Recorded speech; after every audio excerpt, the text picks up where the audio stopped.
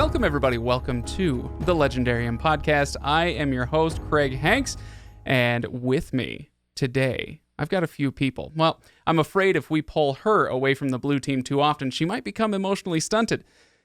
Too late. I think it's Megan Smythe. I promise not to cry on this episode, you guys. Yeah, we'll see. And, I'm really sad, actually, now, because, spoiler alert, Hoyd can no longer truly appreciate the corneous, scarring vibrancy of her hair. It's Stephanie Bruckman. I have nothing for that. No? Okay. All right. That's fine. We'll move on then. And my own fourth ideal, if I had one, would go something like this. Fine. I accept that I probably ought not kill Ryan Bruckman. All right. These words are accepted. Yeah. Either way, one of us is going off the top of a building. Nice. Okay, well, welcome everybody to our Rhythm of War Part 5 discussion, the first of two. I am promising to right away because we really want to work everybody in, but we're only doing 4 people per episode, so me and Ryan are hosting the lovely and talented Megan and Stephanie today, and then Ken and Todd will come, gum up the works on the next episode. So, because of that, we're actually not going to do our traditional recap today. We're going to let Ken do that when he's actually on the show. Yeah. So, we're going to recap Part 5 in the second episode that we do on it. Super helpful for everybody. So, I hope y'all have read it. Yeah, exactly. Yeah, we'll recap as we go, I guess. Point of clarity here. Part 5 and all book eventually, but starting with Part 5? Yeah. Okay. Yeah, we can talk about the whole book. That's fine. In fact, we will. So I do want to encourage everybody, just, a few housekeeping things as usual. But the first thing I want to do is encourage you to go to our YouTube channel. I've mentioned this a few times, but today's episode, we're actually filming it. We have Todd in the back of the room on tech, off camera, where he belongs, right? Face for radio and all that stuff. Thanks so much. Yeah, really yeah. appreciate that. So Todd is running tech for us, and we're filming this, and we're going to put it on YouTube. And so if you want to watch us talk, for reasons I wouldn't comprehend, you can do that. And we're going to try to do this more often. In fact, I'd like to do it for all of our episodes if we can get to that point. So to that end, I want to thank our patrons for allowing us to get this far with the tech that we've got. A lot of it comes from the patrons, the ability for us to do this. And there are some other things that we'll need to do. So thank you for your continued support. And, please go to patreon.com/legendarium, support the show.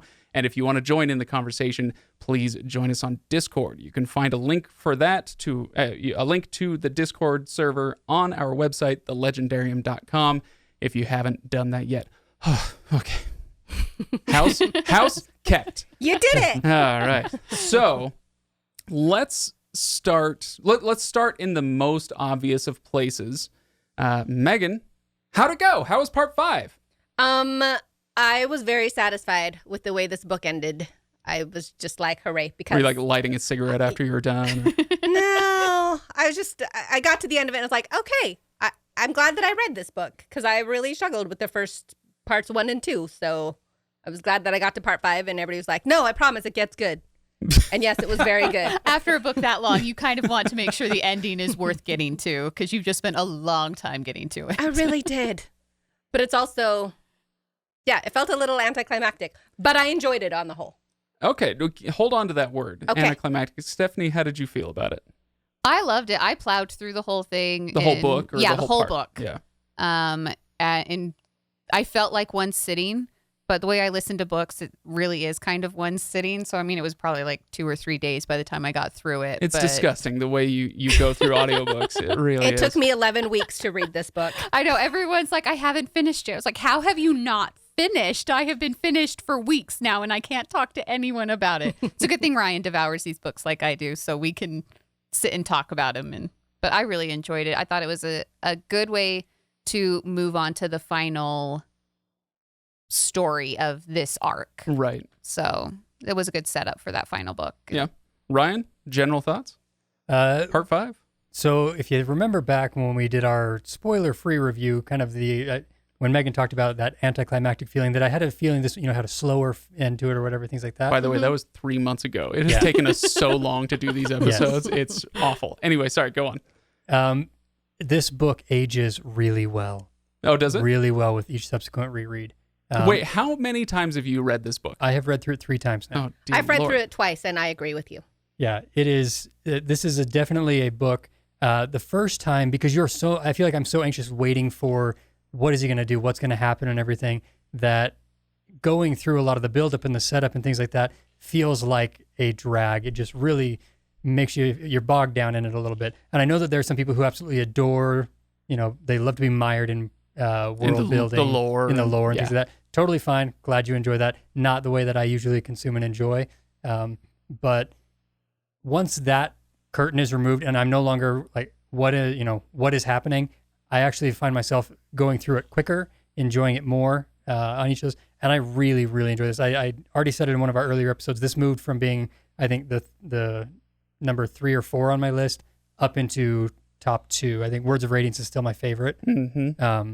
But I really think that there are some really deep tones to this story that, So to speak. yes, no pun intended, but definitely laughter appreciated. I'll take We're a not going pity to give laugh. you credit for a joke you didn't mean. No, that's interesting because I actually, in preparing for this episode, I went back and listened to our parts 3 and 4 episode just to see what did I actually say? I can't remember. So I went back and listened to that, and that was one of the things I brought up, and I'm glad to hear you say that because it kind of lends credence to what I was saying. That I was saying it in reference to not quite connecting with Shallan the way that I have in previous books. That it happened to me with Oathbringer, where I really connected with her storyline on the second read through. Right. And I'm kind of hoping that'll be the case with the story as a whole, with Rhythm of War, which again, let me just say, I enjoyed. It's the Stormlight Archive, and I love my time in this world almost regardless. I guess he could screw it up, but I trust Brandon at this point. He's not going to screw it up royally. But it is definitely a differently structured book than the other 3. And so it is a little slower in a lot of parts. And so I think those moments are maybe going to be a little more rewarding on my second time through. So to tweak the question a little bit, and I think we should swing it back around again, but the payoff, there are things that have been set up for books that were paid off in this book. How did you feel about those? Specifically things like the 4th ideal for Kaladin. Like, how did you guys feel about that? Do you feel like it was a fulfilling response and that it hit the way it was supposed to? Were you looking for something else? I don't know. That's something that I've been wanting to hear people talk about because it has been pretty much since the end of Words of Radiance, we've been waiting for the next one. And then we're like, Oathbringer, oh, here it goes. Nope. All right. Now that you've played this nope card on us, we got to move forward and let's see how you're going to actually do this. What does a nope card look like? Is this like part of the tarot deck, maybe? Maybe. It's like you got the 4 of Cups and the nope card. Oh, no, he pulled the nope card. All right. I think it's that meme of Captain Picard with his head in his hands. Sorry. The nope card. There you go. Okay, sorry. Now you can answer the Oh my question. gosh, that was more clever than I intended it to be. That's funny. I ruined it. Never mind. So, yes, how was the payoff?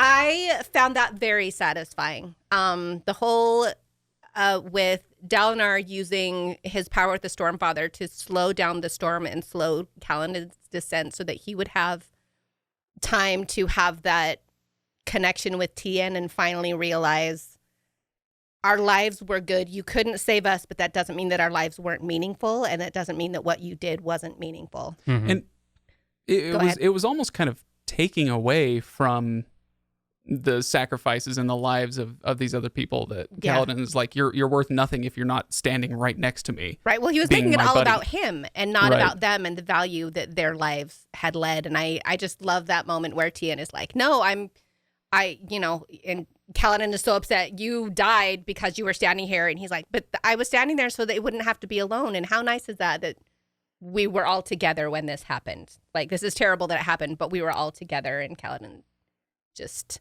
but you're not here now. And I agree. So I think I agree with you, Megan, that it was a very satisfying moment if we're talking about Kaladin's 4th ideal.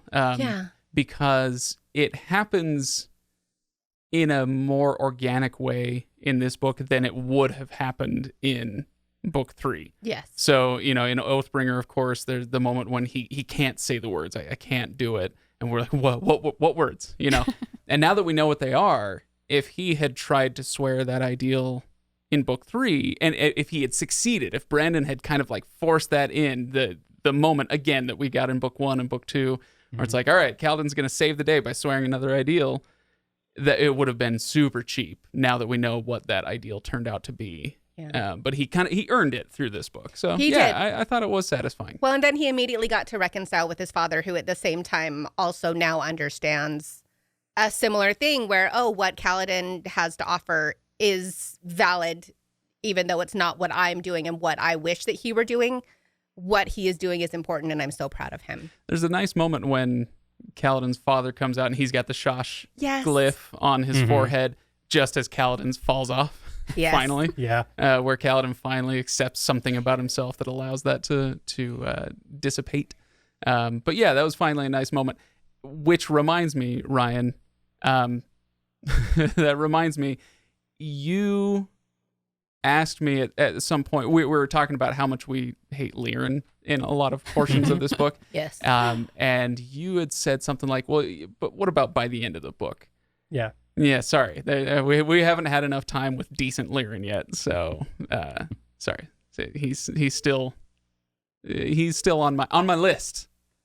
I appreciated the more so the conversation had between Hesina and Liren, where Hesina calls him out for not supporting his son, and then it's the next sequence is when he has the Shash brand on his forehead, like everyone else. It made me appreciate Hesina so much more in that sequence, and having Liren be such a terrible, honestly, a terrible father figure early in the book like that. I think that the end of it is a really nice payoff, and it put me in a position to go, I can believe if Liren goes splat, I can believe it. If he doesn't go splat, I can believe it. And the way that Kaladin responds to it is going to be a big thing. And so I was glad he saved him. I was glad the good guys got our happy ending on this one and everything. But I will tell you, that final sequence with Kaladin, it had me on edge, my first read through, a lot. When he goes and like just destroys the pursuer, absolutely destroys the pursuer, taking his name away from you, fear me, I'll just flipping the whole thing on a switch, and then adhering him to the wall and then sticking his head to the ground, like ripping it off. I was like, Kaladin is going in a very dark place and a very bad thing. And then in an awesome way. Yeah. Moash triggers it. And I legitimately am going through this section like, I don't know what you're going to do, but I feel like his eyes are glowing yellow. That's Odium's kind of thing is gold and things like that. And so maybe he's starting to go dark, and then he jumps off the edge, and I'm just going, oh, please don't do this. Please don't do this to me. And I will tell you, that is probably the biggest emotional ride in this book that I went on, was that final sequence with Kaladin. Just absolutely insane. And see, I would have kind of loved it. It's like Luke Skywalker joining the dark side or something. Like as a story device, I kind of would have loved it. But yeah, it would have wrecked you. Oh yeah. Oh gosh. So speaking of, well, no, actually, I want to go back to your question. Well, satisfying conclusions. Were there other things you were thinking of than Kaladin's storyline here? So things kind of come together. There's a few plot lines that all come together at the end, but few of them have the buildup that one has. That's part of the reason why that one sticks out so much to me. Like Dalinar coming over with the Stormfather and giving him the time and everything.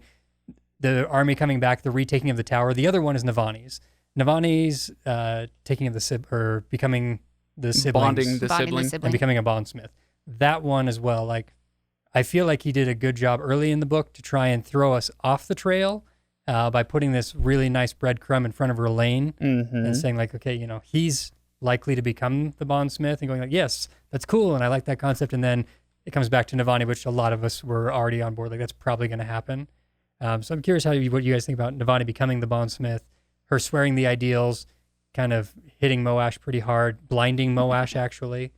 I had throughout the entire book, I kind of almost didn't want her to, like, you kind of are, it's like Adolin, where you almost want them to become, like, to bond a Spren, but at the same time, you're like, but I love having these characters that aren't Radiants. Yeah, I liked that she wasn't a Radiant. And so she was one that I was like, okay, I kind of see, especially once you get into part 5, I see where this is going.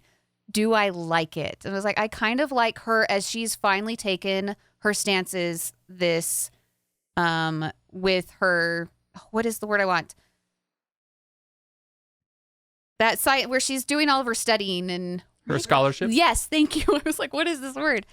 As she's becoming a scholar and she's accepting the fact that she is a scholar after all of the work that she's done. And it's like, okay, she is finally coming into her own. She doesn't have to be Radiant. But of course, then it happens and you're like, could it have happened any other way? Because I love the idea of her being with the sibling and Relaine going off with his people and him becoming his own kind of Radiant with Venli. Like, after it all plays out, I was like, I couldn't have done this better. This is what I needed. This is how this needed to end. These are where these characters need to be. So I felt really satisfied when it happened, but through the whole book, I was like, I don't want it to happen. So, you know, a question just occurred to me, and it hasn't occurred to me before, and so I haven't really thought this through, but I would love to know about population size on Roshar.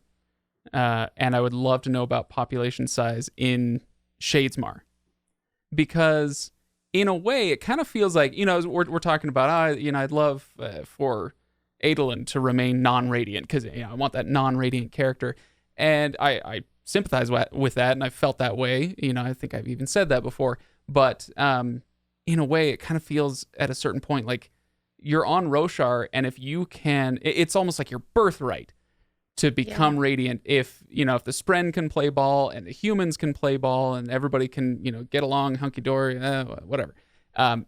This feels like the birthright of the Rosharans, if that's what we're calling them. I can agree with that. And I'm not sad about her becoming, as long as everybody kind of can maybe get a chance. It might feel a little bit weird. The reason I talk about population levels is because it's if it's like, well, there are 90 million people on Roshar and there are 8,000 Spren who could bond them, then it might be a little bit like, okay, well, now we're getting into something else. But if it's something that's possible for everybody, then yeah, I'm good with it. There's a natural tendency we have, because they have powers, that we turn the Radiants into superheroes. Mm-hmm. And superheroes are supposed to be a rarity. It's supposed to be something that, and quite frankly, I think you could honestly look at Roshar, and to draw a parallel, if all of a sudden the whole population of Krypton moved on to Earth, like, you'd have a bunch of Supermen. Like, what your point here on Roshar, it's very possible that Radiancy is the standard operating procedure once things are where they're normal. supposed to be. Based on previous images, though, like Dalinar's visions in the past, that hasn't been the case.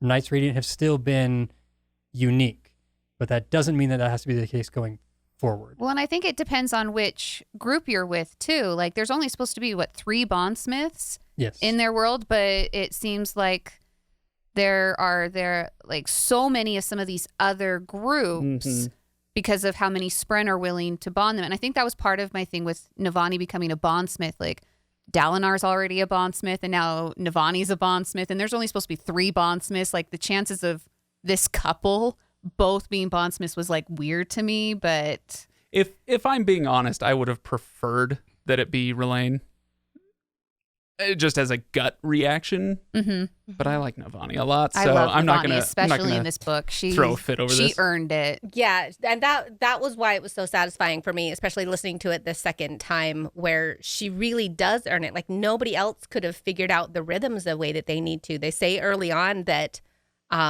the sibling doesn't function on Stormlight, and they're like, there's something else, there's something that we're missing, and the person who figures out what it is Navani. Nobody else had the resources, had the time, had the, you know, support there. It was, I found that her whole relationship with Rabaniel so fascinating, because they're on opposite sides, but they both had this goal, and like, it's Navani's enemy that's supporting her and saying, hey, you can do this. You're the one who knows how to figure it out. Oh, hey, this is really great. Let's keep going down. Oh, here's some more resources. And so Navani is the one that figures out, oh, it's the tones and it's these different kinds of light. We need both of these. And then she connects with the sibling and she knows how to fix everything because she has those skills. Like, she is, of course, the perfect person. But it did take me until it actually happened to realize that she was the perfect person and go, okay, I think I'm happy for her. I think it's... Oh, go ahead. Oh, I was going to say, I'm also glad, though, that it happened kind of at this height of her self-discovery where she was in such a good mental place and then she became a Radiant, where it was like, of course, this is the natural progression of things, where when she was feeling so low and feeling so other, she wouldn't have been able to accomplish the same things that she will be able to now that she, like, because she has Dalinar now who supports her so much and is like, you know you're amazing, right? She's like, I did not know that. Thank you for saying it out loud because I need to hear that a lot more often. Sorry, there's something unique I've noticed about the people and the path of the Bondsmith. Most everyone else performs in a certain way and the Spren finds them. Both Dalinar and Navani had to convince their Spren to bond with them. Ooh. Dalinar had to go to the Stormfather and kind of lead out and say, I need this, I'm swearing my ideals, and you're going to be my Spren. And then he makes a deal with him, says, I won't use you as a shard blade or anything I like won't that. be your shard blade. Yeah. And when he forces that later on, it causes problems. And then Navani, through this whole thing, let me bond you. You know, you're not worthy. No, you're not worthy. Let me bond you. And finally, there's nothing that Navani changes about herself or does about herself that makes her worthy all of a sudden. It's that she finally makes the argument to the sibling that connects the dots for the sibling to say, you're right.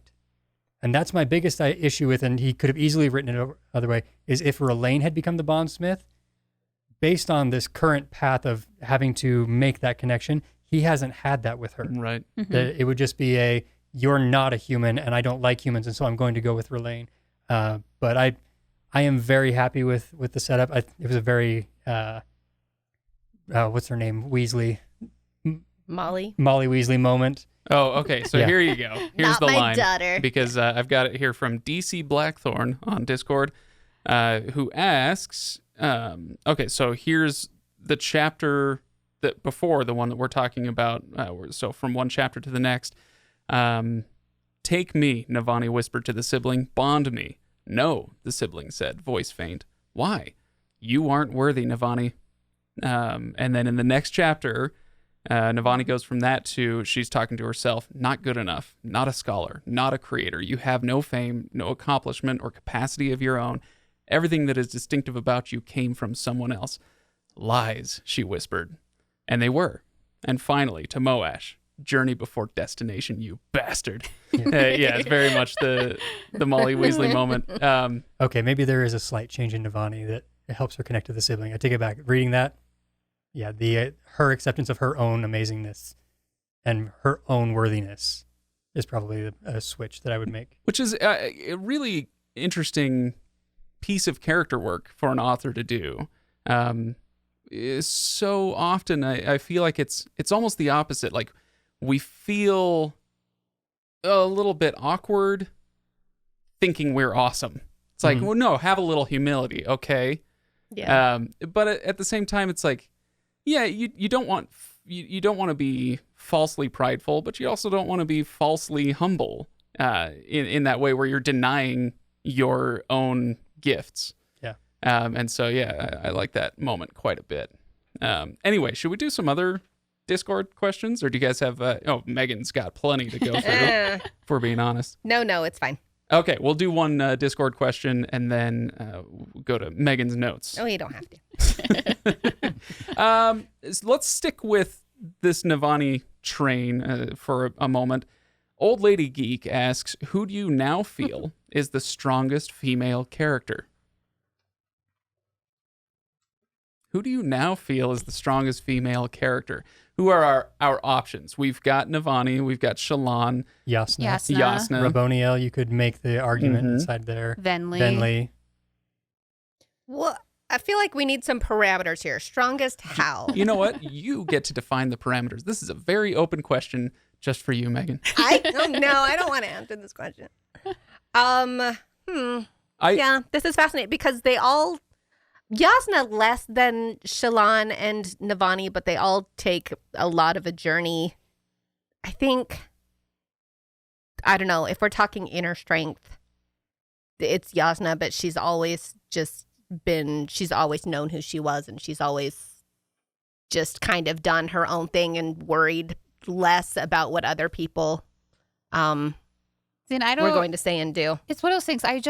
As I was re-listening to this part, there's a conversation that Yasna has that I think actually shows so much vulnerability with her and kind of breaks her mask. That as she has some conversations with Dalinar and she has some conversations with Wit, where she finally lets down her guard, and like she doesn't seem to be as strong of. Not a female character, because she's still incredibly strong and very sure of herself, but she finally has people that she respects and trusts enough that she can show these vulnerabilities to, that I am not maybe as smart as everyone else thinks I might be, kind of. Yeah. So it was an interesting moment where I just had this, as she's talking, I think it was specifically with Wit, and she's realizing like, this is a relationship that I could really have. And that she's talking about where he wants more of a physical relationship, and she's like, I don't feel that way. I value emotional and intellectual stimulation, except not emotional. Except not emotional.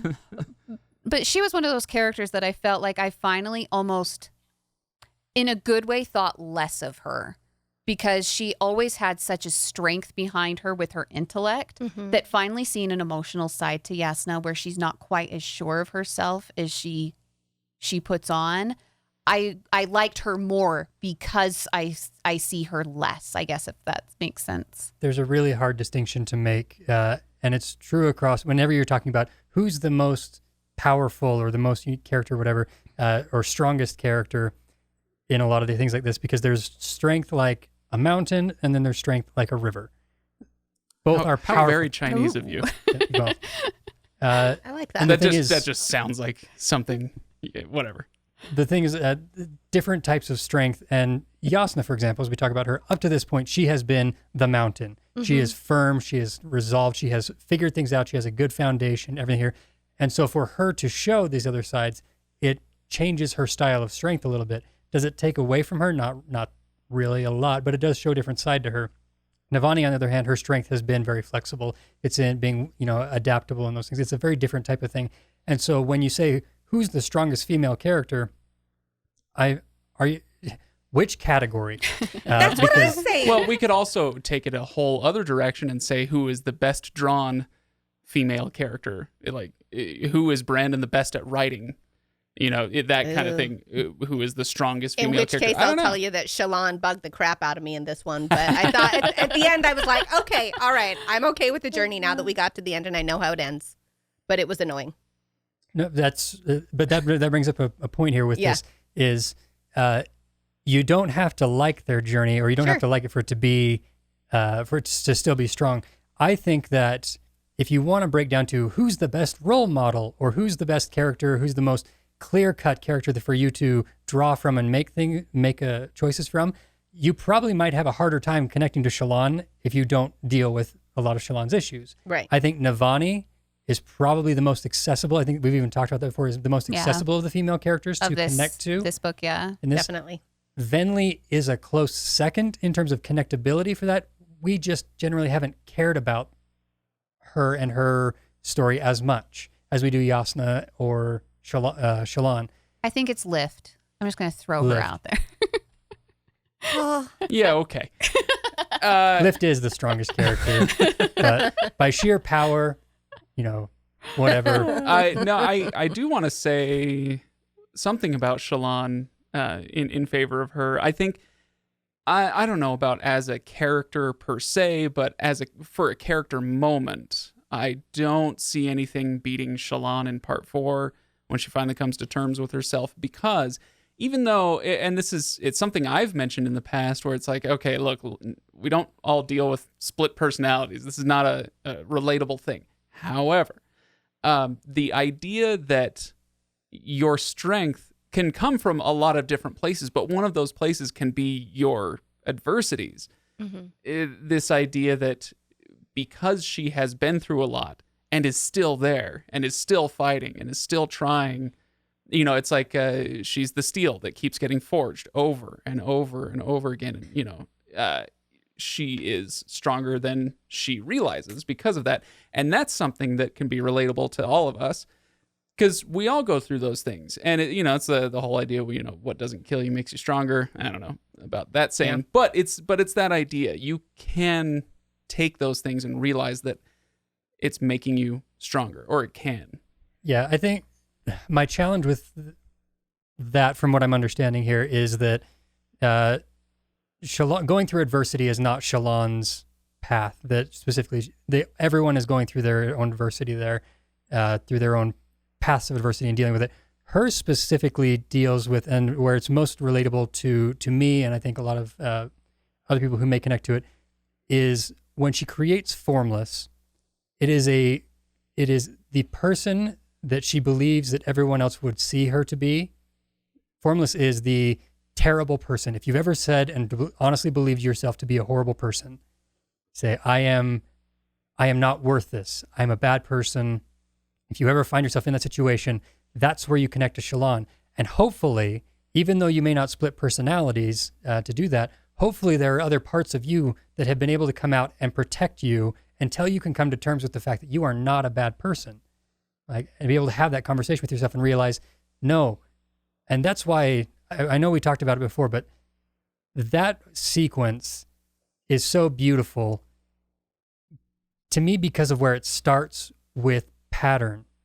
When Pattern says to her, this is what Wit said, we need to tell you this, or Hoyt, I think he says Wit. Wit says we need to tell you this. We love you. We trust you.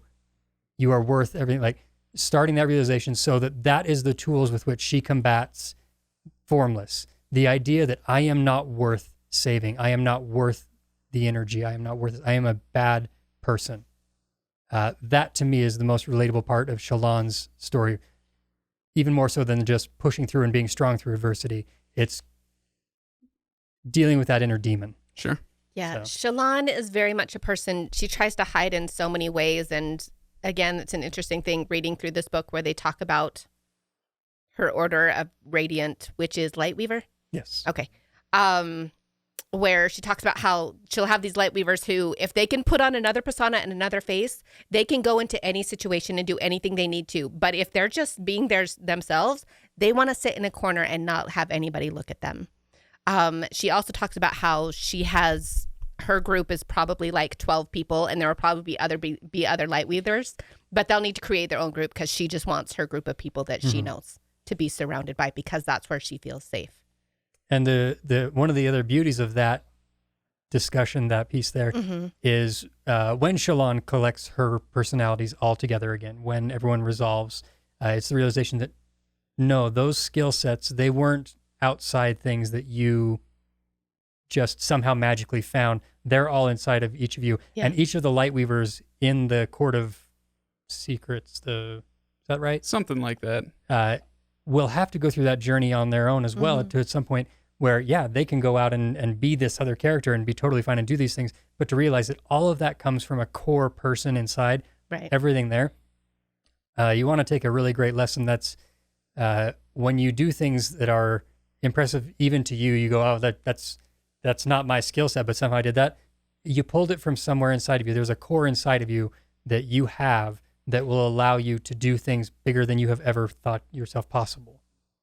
That was really bad phrasing, but I think I got it. I liked it's it. an inspirational poster with a typo is what that was. So All right. So anything else to say on that subject, or shall we? On the strong women. Straight, Just that I think it's awesome. I mean, how There's much do so we many really strong want to? women. How much do we really want to talk about strong women? I mean, Ugh. I know. We're going to talk about the strong men next because there are fewer of those. I'm just kidding. Megan, you No. brought a novella with you. Would you care to give us a reading from your notes on Rhythm of War? No. What do you want to talk about? Let's talk about. I want to talk about Wit a little bit. Mm-hmm. Because First of all, okay. I owe you an apology. Yes, you do. treasure these.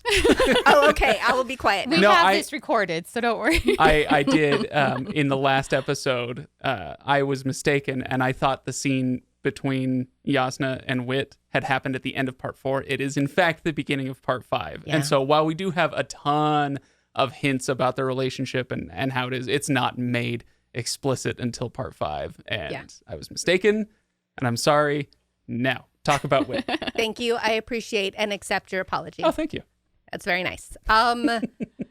No, I'm just glad that we're getting to know a lot more about Wit in this novel. Like, first of all, he's apparently human with maybe not human, but he has It's like human is he's the humanish humanoid. personality. he has needs that humans need. Yes, Hoyt but has sex. Yeah, We can say it. I can't. Ken's not here, so go ahead. I can't say Acknowledge it. it. Okay. We just did, so that's good. Sorry, but Megan is, so rescinded. No, it's fine. We can talk. Okay, now I just Okay, feel now- uncomfortable. Okay, so More Wit, about Wit. I'm well, because I recently reread Warbreaker and refreshed my brain on the investiture there, Mm-hmm. and so the revelation that he is, I think I guess they didn't say specifically, but he's using the coins, like he's hiding his breath and his memories in his coins, Mhm. and then those are stolen, and all of a sudden he has less. He Mhm. doesn't have his perfect pitch anymore. And I did go and read through the Darn Shard. I'm sorry, no. When we do our episode, we're titling it The Darn Shard. That is happening. I give up. You all are looking at me. Stop looking at me. Turn off the cameras. Oh, man, that was so good. Sorry, the revelation in the Dawn Shard. The Have we just 17th totally shard. derailed you? Is A this little bit. Is it all over? So No, it's fine. I just think Wit is a fascinating character, and we've been getting to know him over multiple books. If you've been reading along with the Legendarium, we've been getting to know Wit little by little through so many books. And it's kind of been the similar with the Cosmere, where the more we get to know Wit, the more we get to know about the Cosmere and the greater. I feel like the more universe. I get to know Wit, the less I actually know about him, which is frustrating. you can, Like- Yeah. Every answer brings up Yeah. 8 more questions. So you get these little tidbits of like, oh well, he's this his name is immortal, Saphandrius. this immortal being. And I was like, okay, Yeah. well, where's this immortal being from? Like everything that especially through the conversations we know with Yasna, that what Mhm. Yasna's learned about him, I'm like, but that tells us nothing. I know nothing about Wit. Like, and so I find the more I learn about him, the more frustrated I am because I don't know anything about She him. probably feels the same way. Probably. But I do think it's fascinating that he knows Odium personally, knows the being that Odium had. Raise. Yes. That became Odium. that became Odium. And so he assumes that he knows what he's doing and then has no idea when Taravangian takes over. That is, I think, a huge piece. Oh, it's I a love massive it. Not- moment. Not just the Taravangian reveal, which is, I was going to be like, we need to Probably hit should talk about that. Taravangians. The huge reveal That's of the next one. Taravangian taking over. But in the sequence between Wit and New Odium, Nodium. Imodium. Nudium. Nudium. Nudium is a very different shard. It's a different channel. That's the shard I want. I'm going to cry. But it's the shard that you don't deserve. Believe me. Not when we just switched to video. So Taravangian pulls a rather shocking and surprising moment, gets Nightblood in the room with Odium at the same time, draws it, strikes down Rays, and allows himself to both die, so everyone realizes, oh no, he's just dead, but take up the shard and become Odium at the same time. So he's got the perfect escape out of this whole thing. We find out that that's been the plan by cultivation this whole time. Like, oh, maybe she's not such a good person anymore. Mhm. Like this. And then we get to the conversation with him and Wit at the end. First of all, Wit doesn't recognize that it's not Ray's anymore. Because that should have been a big red flag. Because as soon as he recognized that, he would have been running back to everyone else and be like, guys, major Problem. issue. Yeah. Yeah. And when he does realize it, what does Odium do? We now have a smarter, more intelligent, more powerful Odium because he knows how to work around the contract. Yeah. He's got that piece. It's kind of the flip side of Mistborn, where being a child of ruin gave Careful. being a child of ruin gave her the power to move forward. Okay. Mistborn spoilers. But we've got Cosmere spoilers through the whole thing. Like, Okay, I'll put something in the show notes. Taravangian going through and kind of being touched by one shard and putting him in a position to be able to do this gives him some added powers that aren't going to be as easily dealt with as they were in the past. So even though Wit has been this agent of chaos the whole time and planning all these things out and saying, okay, here's how I'm going to nudge the boulder this way and nudge it this way to try and get to my end, well, Odium just came in, Taravangian just came in and said, nope, and took away. It's not just that he's lost the breath and that he's no longer as powerful as he is. He literally took away the Memories. and said, okay, no, I can screw with this guy now. I couldn't even touch him before, but here's how I can screw with this guy. Yeah. And that is a huge power move for new Odium. So What I think is fascinating about Taravangian's Odium is we're going to have Odium versus Dalinar, the two sides against each other, but they're both trying to protect Roshar. Yep. But they're going to be taking very different paths. And I feel like at that point, they should be working together if they have the same goal. But no, Taravangian is still going to try to use this contract to achieve his goal to save Roshar somehow. Even though that's not the sense that I got. This is why at first I wasn't super thrilled with the Taravangian takeover. Just as storytelling, I kind of wanted more of a confrontation with Reyes.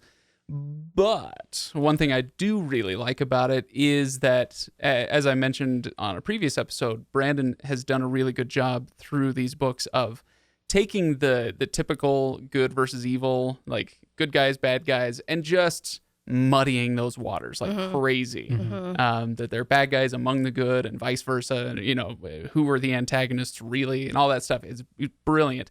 And now we have Taravangian, who is, if not evil, then amoral at best. Yeah. But he does have something of a noble goal. He wants to save as many people as he can. He doesn't feel like there's any other way out of this, et cetera, et cetera. And so now Brandon has taken Taravangian and put him in Odium's shoes. So now it's not this pure force of hatred, because we know that took time for Reyes to kind of succumb to that shard. And so now we have Taravangian, who is brand new to the role, and he's sure to be affected by that right away. But he also still has himself and his goals. And so now we have the shard of hatred taken up by somebody who doesn't have the same kind of goals that Reyes did. He has better ends in mind. Hasn't been corrupted as far. Better ends is a little questionable, but yes. What I'm fumbling at, what I'm trying to get at here, he's a more interesting bad guy than uber bad guy. Yeah. Right. Crazy mad. Yeah. Something like that. Yeah. I appreciated also that it was made very clear in the documentation that he is still bound by prior Odium's contract rules. Right. But he already knows how he's going to approach it. He's had enough clarity. He's not the shred of a man that Reyes became, that he's able to look at it. And in 10 days, the giant question on my mind, based on his conversation with Wit and everything here, is what has he seen in the contract that I don't see that he's going to pull that'll take the rug out from underneath our characters? That's going to be the problem that they can't solve, which then sends cast members A, B, C, and D into the back 5 books. Right. Like right now, I am very much, my money is down on an Empire Strikes Back ending to book 5. Or to book really? 5. Oh yeah. See, I was thinking Infinity War, but it's kind of a similar thing where it's going to end in kind of a terrible place. And I'm just making a guess right now that Dalinar is going to lose. And the second group of 5 books is going to be 1,000 years later, where their descendants have to. This is good because modern water writer wanted us to get to book 5 predictions. So there's a prediction. That's a hot prediction right out of the oven. Knowing some of the characters that he has said will carry forward into book 5. Into book 5 or book into 6? book 6, into the back 5 series. The second pentalogy. Yeah. I'm not sure about timeline differences and exactly where it's going to go, but we already know Yasna's going to be there, so she's got a bit of plot armor for book 5. But the question is, what's the cost? What's going to happen to everybody on the way through? And the idea with the agreement that they made with Dalinar that his spirit, if he fails, becomes subservient to Odium, and he will be then sent throughout the Cosmere. Can you imagine the Blackthorn being sent to Scadrial, being sent to Cell, anywhere else, and leading the forces of darkness there? Yes. Kind of want to. Do we know who's going to be the point of view character for book 5? I think it's supposed to be Zeth's book. Yeah, because he's heading to Shinovar. Yep. We're getting the buddy cop. Sorry, Ken. Buddy cop Kaladin, Zeth run away to Shin to go figure out what happened to the Honor Blades and try and save the crazy Bondsmith. Okay, so other predictions for book 5. There was some Taravangian stuff, but maybe we'll talk about him again on the next episode. More predictions for book 5. All right, so here's my idea. Somebody asked, where can people go? Where is Kaladin going to go? He seems to be in a stable place emotionally now. Like, where's his character arc going to go? What's going to go on with all these other characters? What's going to happen to him? Kaladin, he's not as... Look, the issues don't just go away once you accept them. He's still going to be dealing with this stuff. So there are plenty of places for him to go. I suspect that Adolin and Shallan are going to be primarily in the cognitive realm and world hopping pretty soon. If it's not in book 5, then it'll be on the back half of the series. And here's why I think that. I don't think that Myalaran will ever be fully healed. And so she's not going to be a spren that Adolin can bond and become radiant. But they have developed a relationship. He literally sent her something. So there is a connection there somehow. Right. There's a bond of some sort. Of some kind, right. Yeah. But it's not going to be that kind of bond. What if he's her spren? Ooh, now we're talking. No. Well, but... but hang on, let me finish. Okay. They have this relationship, and he's going to want to be with her in a way that they can continue to interact. And they can't really do that in the physical realm except with her as a shard blade, which is, borderline okay, acceptable, right? But he can take care of her. He can bond with her in the cognitive realm in a way that he can't in the physical realm. And so I think he's going to want to stick around there. So he's going to become a big player in Shadesmar, and potentially set that up as, he's going to be world hopping, and Shalana obviously will be with him. And I think that works really well for her also. Well, go ahead. I also think Pattern is a more interesting character in Shadesmar than he is as the pattern that he's on, right. Her dress or whatever. And that's one thing that I loved about with how much time we spent with the 4 of them, I guess, in Shadesmar, is the relationship and everything that happened with Shallan and Pattern. That we really got to know Pattern strangely as a character more in Shadesmar. With Syl, she's so lifelike, and she has this human body and the way that she appears and everything. We've really gotten to know Syl as a character, and I loved that about this book and understanding more about Pattern. And that was one thing that I think I hope, whether I agree that that's where this is all going, I don't know, but I would love to see the 4 of them spend more time in Shadesmar, where you actually get to have better conversations with Pattern, and everyone gets to be a part of Pattern's character. Yeah. Well, especially as Shallan is working with her, is it Testament? Who's the other spren that she will dual wield shard blades. I want that to happen. Okay. All right. But they kind of set it up where she talks with Mraize and says, "I'm not doing your bidding. Forget it. I'm not doing this anymore." And and I can't remember where I got this idea in my head that somehow they were setting that for because they had also mentioned the Lord of Scars Oh Yep. boy, I think that's gonna have to wait for our next episode. in Thydakar, where I kind of feel like they're setting up Shallan to be a foil for the Lord of Scars somehow, and I'm like, I don't feel like she's there yet. Yeah. What? What? Yeah. I mean, you got that right. Yes, I did. Okay, all right. Just making sure we weren't like ruining your day or something. No, weirdly, I went to look it up because I think it was Ken was like, oh my gosh, how about Thydakar? And I was like, I don't remember that character at all. So I went to look it up, and it immediately took me to a website for that character. And I was like, no, I'm trying to find this other. And it took me a while to figure out it was the same guy. Yeah. So that's exciting. I want to throw, not a wrench, but I want to throw a thought out based on what you've all said here. If you remember the sequence when they go to find the herald that is that can train Dalinar as a bondsmith. Ishar. Yes, Ishar.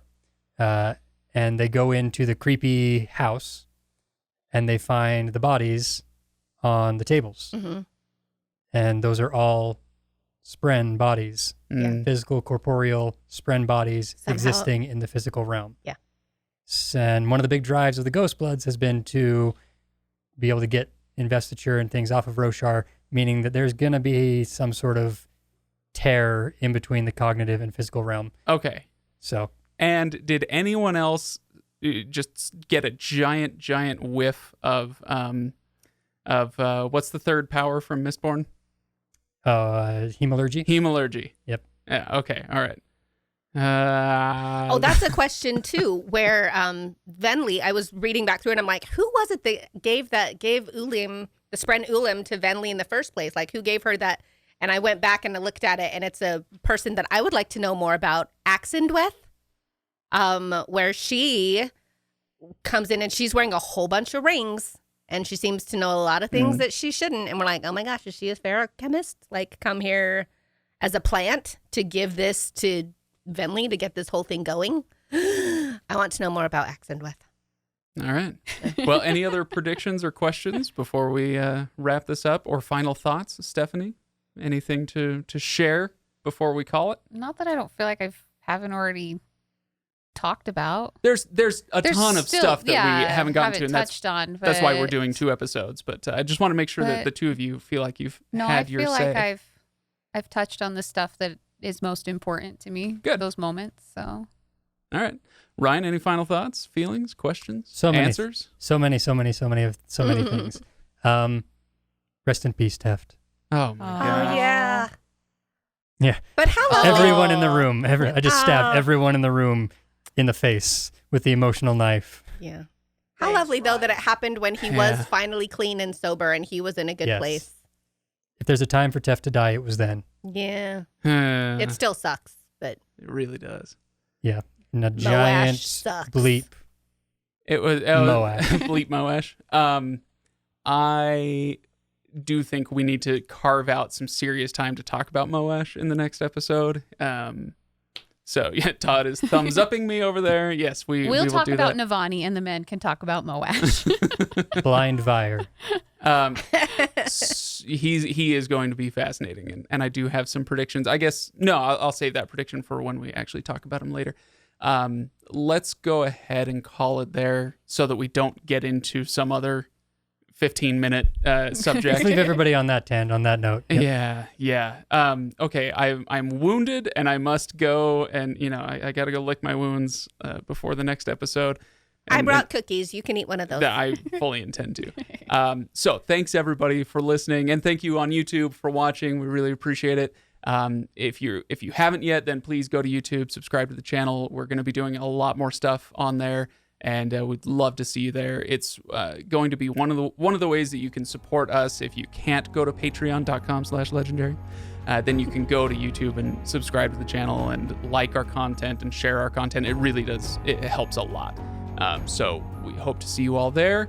Otherwise, yes, do not despair if we didn't get to your favorite topic from Rhythm of War. We will probably miss it again next time, but you can give it a better shot if you go to our Discord server. You can get the link at thelegendarium.com, join in the conversation there, and suggest some questions to ask on the next episode. Anything else? I think I'm good. Good? Yeah. Good? I feel All right. happy. Thanks, everybody. We'll see you next time.